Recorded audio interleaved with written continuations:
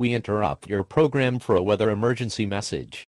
The National Weather Service in Ohio has issued a tornado warning for northeastern Lorain County, Richland County, Perry County, Morgan County.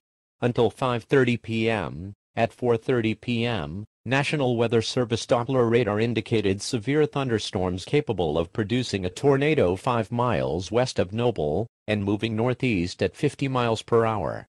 Other locations in the warning, but not limited to, include Madison, Huron, Erie, Cuyahoga, Lake.